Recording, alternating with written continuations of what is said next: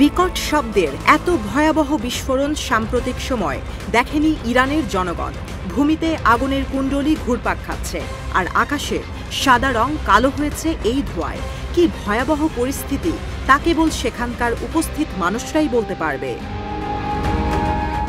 শনিবার ইরানের সমুদ্র বন্দর আব্বাসে কন্টেইনার বিস্ফোরণে ঘটে এ ঘটনা। তবে এবার ভাগ্যের জোরে বড় ধরনের বিপদের হাত থেকে বেঁচে গেছে ইরান। হতে পারত লেবাননের বৈরুত বন্দরের মতো আরেকটি ট্র্যাজেডি, যেখানে 2 শতাধিক মানুষের প্রাণহানি ঘটেছিল। তবে ইরানের এই বিস্ফোরণ নিয়ে বেরিয়ে আসছে নতুন সব তথ্য। শুরুতে আশঙ্কা করা হয়েছিল ইসরায়েলে হামলার শোধ নিতে ইরানের ওপর হামলা করেছে তেল আবিব। তবে ঘণ্টাখানেকের মধ্যেই বিস্ফোরণের কারণ জানায় তেহরান। বলা হয় কন্টেইনারে গ্যাস লিকেজ থেকে আগুনের সূত্রপাত। তবে এত স্পর্শকাতর একটি জায়গায় কিভাবে গ্যাস লিকেজ হলো, গ্যাস লিকেজেরই বা আসল কারণ কি, সে বিষয়ে এখনও পরিষ্কার করেনি ইরানের এই বিষয়ক সংশ্লিষ্ট দপ্তর।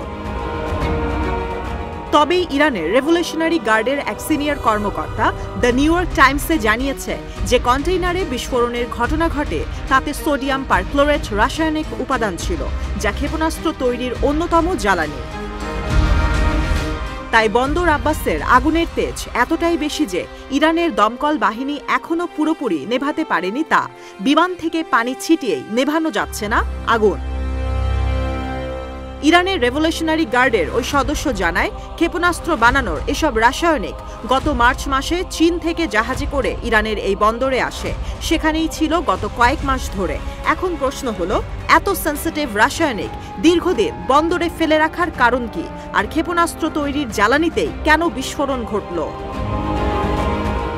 অবশ্য গত কয়েক মাস ধরে ইরানের ক্ষেপণাস্ত্র তৈরির কারখানায় হামলার হুঁশিয়ারি দিয়ে আসছে ইসরায়েল। তবে ইরানের বন্দরে হামলার বিষয়টি অস্বীকার করেছে তেহরান। তারা জানিয়েছেন, ইরানের সমুদ্র বন্দরে হামলার বিষয়টিতে ইসরায়েলের কোনো যোগসাজশ নেই। পরমাণু কর্মসূচি নিয়ে যখন ওমানের মাস্কাটে আলোচনায় বসেছেন মধ্যপ্রাচ্য বিষয়ক মার্কিন দূত স্টিভ উইটকফ ও ইরানের পররাষ্ট্রমন্ত্রী আব্বাস আরাকচি, তখন ইরানের বন্দরে এত বড় দুর্ঘটনা জন্ম দিচ্ছে হাজারো প্রশ্নের।